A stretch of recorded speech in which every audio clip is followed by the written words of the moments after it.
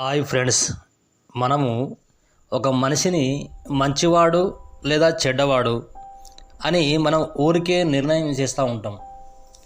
ఇది ఇలా డిసైడ్ చేయడం అనేది అది మన చాలా పెద్ద మిస్టేక్ అవుతుంది. ఈ విషయం చాలామందికి తెలియగా వారు కుటుంబంలో కావచ్చు, వారు జాబ్ చేస్తున్న దగ్గర కావచ్చు, వారి సొసైటీలో కావచ్చు, తల్లిదండ్రుల నుండి కావచ్చు, సోదరుల నుండి కావచ్చు, పిల్లలు కావచ్చు, ఇలా ఒకరికొకరు సరైనగా అర్థం చేసుకోలేక వాళ్ళు చాలా బాధపడుతూ ఉంటారు. మనం చూస్తూ ఉంటాం, ఈరోజు భార్యాభర్తలు ఒకరికొకరు పడదు, ఒకరు ఒక రకంగా ఉంటారు, ఒకరు ఒక రకంగా ఉంటారు. లేదంటే చుట్టుపక్కల సొసైటీతో గొడవలు జరుగుతూ ఉంటాయి. అరే ఇతను మంచివాడు కాదు అని ఫస్టే డిసైడ్ చేసుకొని ఇలా గొడవలు పెట్టుకుంటూ ఉంటారు. ఇలా డిసైడ్ చేయడం అనేది అది కరెక్ట్ కాదు. ఎందుకోసం అంటే ప్రతి మనిషి మనకు నచ్చినట్టుగా ఉండాలి అంటే ఉండలేరు. అది వారి సంస్కారం ఏ విధంగా ఉంటుందో వాళ్ళు అదే విధంగా ఉంటారు. నీకు ఫ్రెండ్ ఉన్నాడు, తనకు చాలా డబ్బులు ఉన్నాయి, అతను నీకు అవసరం ఉండి ఒక 10,000 రూపాయలు అడిగావు. అతను 10,000 రూపాయలు లేవు, నేను ఇవ్వను అన్నాడు. కానీ వాస్తవానికి అతని దగ్గర 10,000 కాదు, లక్షలు డబ్బులు ఉన్నాయి. కానీ అతను నీకు ఎందుకు ఇవ్వలేదంటే అతను ఆ రోజే గుడికి వెళ్ళి అతనికి తెలిసిన ఒక అయ్యవారి దగ్గర జాతకం చూపించుకుంటే, నువ్వు ఈ నెలలో డబ్బులు ఎవరికి ఇవ్వకు, డబ్బులు ఎవరికైనా ఇస్తే నీకు అతనితో గొడవ జరుగుతుందని చెప్పడం జరిగింది. అతను నీ ఫ్రెండ్షిప్ని వదులుకోలేక నీకు ఇప్పుడు డబ్బులు ఇవ్వ అని చెప్పడం జరిగింది. 1 మంత్ తర్వాత నీకు 20,000 ఇస్తాడు, 1,00,000 రూపాయలు ఇస్తాడు.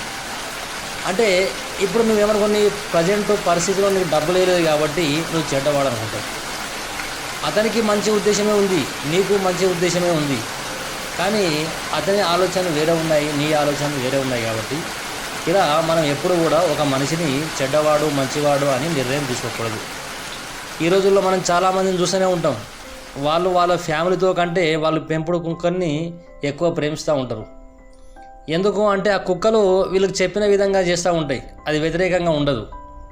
అందుకని చాలామంది ఇళ్లలో కుక్కల్ని పెంచుకుంటూ ఉంటారు. ఎందుకోసం అంటే అది వీళ్ళకు ఏ విధంగా అయితే వీరికి అంటే ఆ వ్యక్తికి నచ్చినట్టుగా కుక్క చేస్తూ ఉంటుంది. అందుకనే కుక్కల్ని చాలామంది పెంచుకుంటూ ఉంటారు. మనకు బయట సొసైటీలో మనం మనుషులని ఏ విధంగా మనం అర్థం చేసుకోవాలి అంటే, మనకు మన ఇంట్లో వాడుకునే కారము, ఉప్పు, చక్కెర ఇవన్నీ ఏ విధంగా ఉంటాయి, మనకు అవసరం ఉన్న విధంగా అయితే వాడుకుంటూ ఉంటాం. అదేవిధంగా సొసైటీలో మనుషులు కూడా అదే విధంగా ఉంటారు. మనము వాళ్ళకు అనుకూలంగా ఉండాలి తప్ప వాళ్ళు మనకు అనుకూలంగా ఉండడం అనేది జరగదు.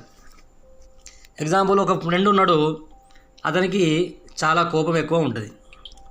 అలాంటప్పుడు అతనితో ఎంత అయితే మాట్లాడాలో అంతే మాట్లాడాలి. అలా కాకుండా అరే ఆడెప్పుడు కోపం చేస్తూ ఉన్నాడని చెప్పేసి నువ్వు అతనితో గొడవ పెట్టుకుంటే లాభం లేదు. సొసైటీలో ఎవరైనా సరే మంచివాళ్ళు చెడ్డవాళ్ళు అనే మనుషులు ఉండరు. అందరూ వారి సంస్కారం వేరే విధంగా ఉంటుంది. అది కొందరికి నచ్చుతుంది, కొందరికి నచ్చదు. నీకు ఒక మనిషి నచ్చకపోవచ్చు, కానీ అదే మనిషి ఇంకా 10 మందికి నచ్చుతాడు. అంటే ఆ 10 మంది తప్ప కాదు కదా. అంటే మనకు నచ్చిన వ్యక్తి ఇంకొకరికి నచ్చాలని రూల్ లేదు. అందుకోసమని మనం ఎవరిని కూడా మంచివారు చెడ్డవారు అని డిసైడ్ చేయకూడదు. వారి సంస్కారం వేరే విధంగా ఉందని మనము దానికి అనుకూలంగా మనం నడవడగా ఉండాలి. మీకు షుగర్ ఇష్టం, తీపి అంటే ఇష్టం, తీపని ఇష్టం అని చెప్పేసి మీరు టీ తాగేటప్పుడు ఒక 1/2 కిలో వేసుకొని తాగరు కదా. మనకి ఎంత అయితే అవసరమో అంతే వేసుకుంటాం. అదేవిధంగా ఉప్పు కావచ్చు, కారం కావచ్చు, మన కర్రీలో ఎంత అయితే అవసరమో అంతే వేసుకుంటాం అన్నట్టు.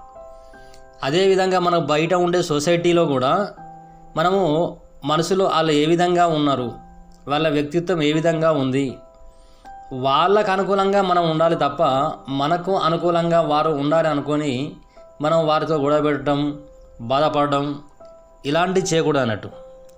అందుకనే మీరు ఎవరితోటైనా సరే, మీ సొసైటీలో ఎవరు ఉన్నా కూడా అతని సంస్కారం ఏ విధంగా ఉంది అని అతనికి అనుకూలంగా మీరు ఉన్నప్పుడు మీకు ఈ సొసైటీలో ఎవరితోటి గొడవలు ఉండవు. మీరు ఎక్కడైనా సరే మీ తప్పు జరిగినా అతని తప్పు జరిగినా, ఒకవేళ మీ తప్పు జరిగితే తిట్టిండి అనుకోండి, సారీ చెప్పేయండి.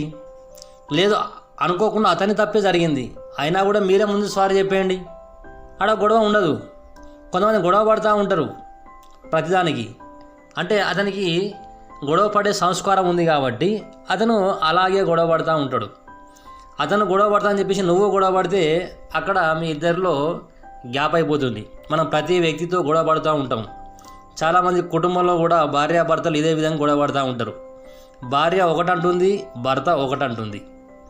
అదేవిధంగా భార్య ఏమైతే చెప్తుందో భర్త సరే అదే చేద్దాంలే అని అంటే అక్కడ గొడవ ఉండదు. భర్త చెప్పిన విధంగా భార్య కూడా ఓకే అంటే అక్కడ కూడా గొడవ ఉండదు.